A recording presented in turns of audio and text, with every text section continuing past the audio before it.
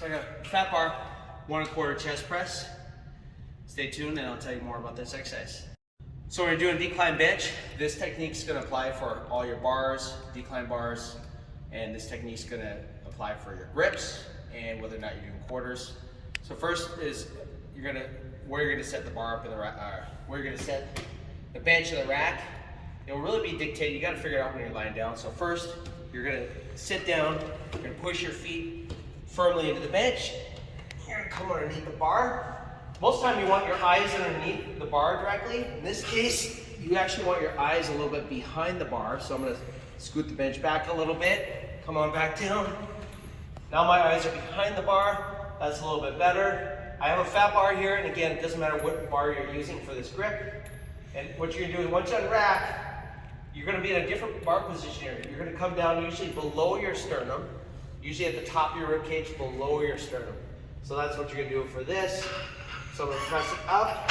As always, turn your elbows in a little bit, squeeze your shoulder blades in, and you're coming down slowly below the sternum to the chest, to the rib cage, and then straight up and slightly back. Straight up and slightly back. Although the bar is going to move a little bit more in a straight line. You won't be pushing the bar backwards too far in this one. It's going to be moving through more of a straight line. So I'm going to teach you how to find your optimal grip for just normal benching, whether it's a flat bench, barbell benching, barbell incline, barbell decline, and I'm also going to show you close grip. So I'll show you how to do both of these in this video, in this segment.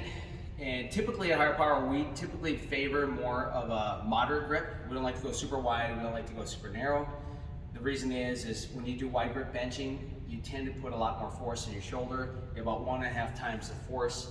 And one of the things we know is that world-class bench press, athletes, power lifters, these guys tend to be able to lift for a long time very heavy weight. They tend to favor more of a narrow grip. So we tend to do a little bit more of a narrow grip.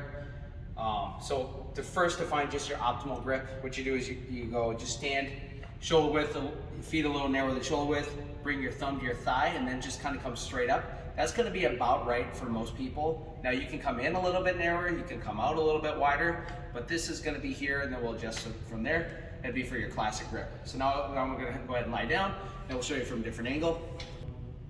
So now here's about my width from my thighs. I'm just going to go ahead and go down. And I actually like to go just a little narrower from there. So for me, what I like to do is I like my first knuckle to line up with the bar right there, and then wrap the thumb.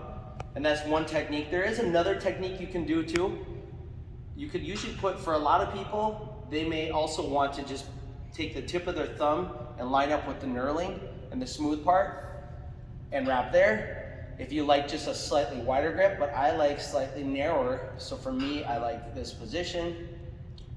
Now for a close grip, typically for most people, we teach 1 finger in or 2 finger in on the smooth. So that's how you do close grip.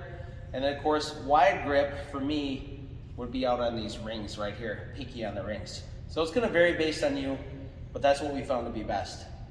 So when bench pressing, whether you're gonna do flat, decline, or incline, this technique is going to apply for all forms of bench pressing. I'm going to teach you the different contact points we need to maintain when we press. So first off is we're going to sit down on the bench and we're going to lie back. And what you want to do is you want to get your eyes underneath the bar. That's the first thing. So I'm going to get the eyes right underneath the bar. And then from there, I'm going to bend my knees a little bit. You don't want your feet out here.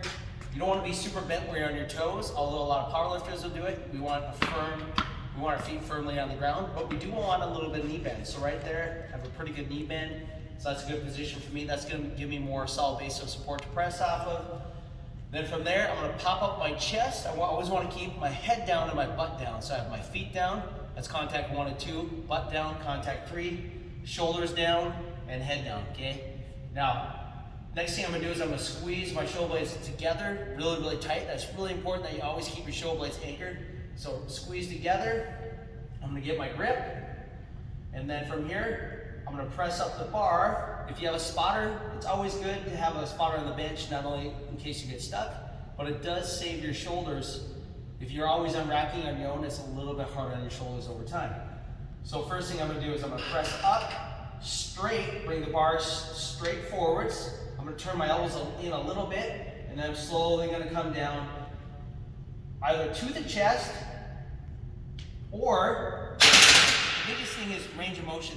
We always want a pain-free range of motion. Ideally, we're coming down to that chest, but if you're having a lot of pain, then you should use a range of motion that would be different for you. Maybe you would put a towel on your chest or a board, or you would just simply stop. We want maximum pain-free range of motion.